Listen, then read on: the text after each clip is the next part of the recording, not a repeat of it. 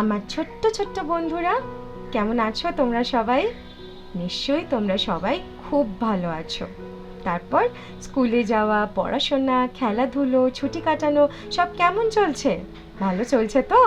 আর ছুটি কাটানো বলতেই মনে পড়লো, আর মাত্র কয়েকদিন পরেই কিন্তু একটা বিশাল বড় লম্বা ছুটি আমরা সবাই পাবো। ঠিক, দুর্গাপুজো, আমাদের বাঙালিদের সব থেকে পছন্দের উৎসব দুর্গাপুজো। তা দুর্গাপুজোতে কে কি করবে বলে ঠিক করেছো? সবাই কি ঠাকুর দেখবে, না কেউ কেউ বাইরেও যাবে বাবা মার সঙ্গে ঘুরতে? যারা কলকাতায় থাকো না, তারা কি কলকাতায় আসবে? তা কলকাতায় কবে কোন দিন ঠাকুর দেখবে, মানে নর্থে কদিন, সাউথে কদিন, এই সমস্ত কিছু প্ল্যান হয়ে গেছে? করো করো, প্ল্যান করো। আমি নিশ্চয়ই জানতে চাইবো তোমাদের থেকে যে তোমরা পুজোতে কে কি করবে। আমাকে সবাই কমেন্ট বক্সে জানাবে কিন্তু, যে কে কি করবে পুজোতে। আচ্ছা, আজ তো একটা ছুটির দিন ছিল, কিন্তু আজকের দিনটা সাধারণ ছুটির দিন নয়, একটা বিশেষ ছুটির দিন। ঠিক, আজ 15ই আগস্ট। 1947 সালের আজকের দিনটায় আমাদের দেশ ব্রিটিশ রাজত্ব থেকে মুক্ত হয়েছিল।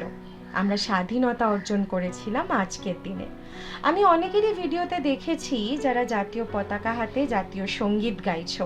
খুব সুন্দর লেগেছে আমার ভিডিওগুলো দেখে, খুব ভালো লেগেছে।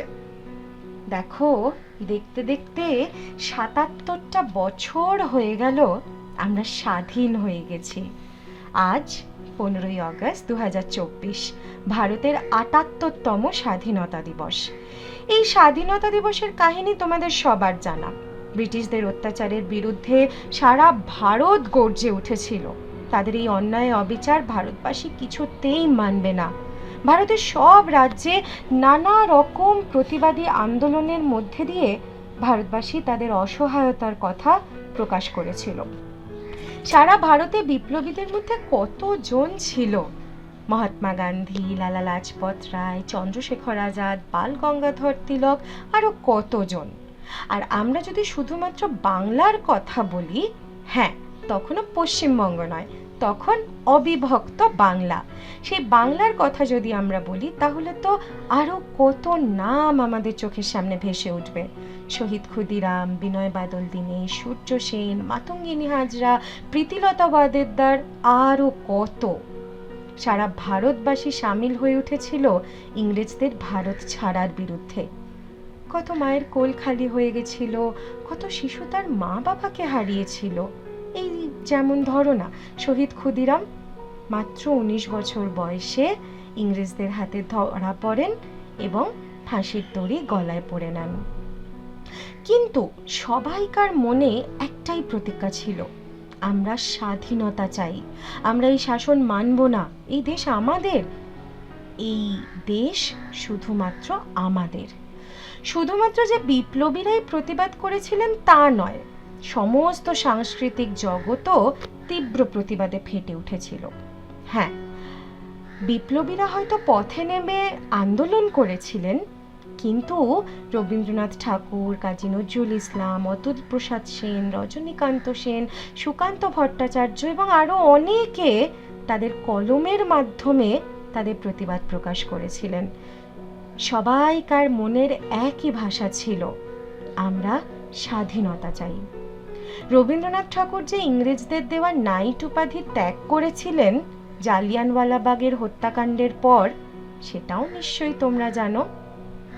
আর রবীন্দ্রনাথ ঠাকুরের কথা যখন উঠলই, তাহলে কিন্তু সামনে আরও একটা দিন আসছে, যেটা কিন্তু রবীন্দ্রনাথ ঠাকুরই প্রথম শুরু করেছিলেন।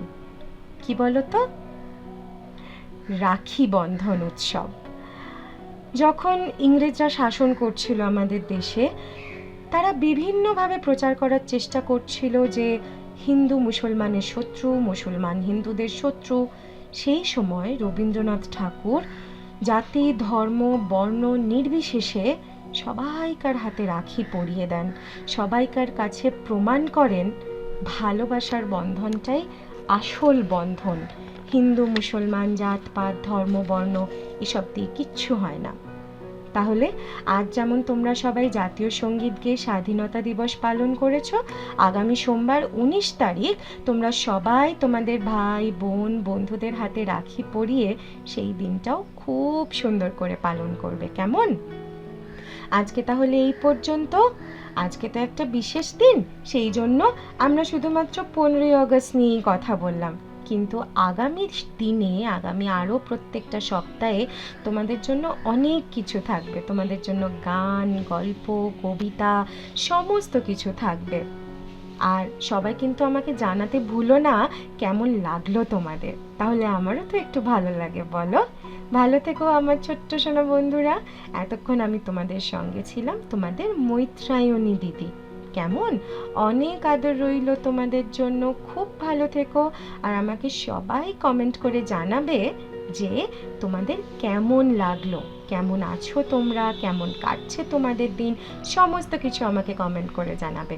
আমি সামনের সপ্তাহে নিশ্চয়ই তোমাদের সব কটা কমেন্ট পড়ব, কেমন? আজকের মতো তাহলে এই পর্যন্ত।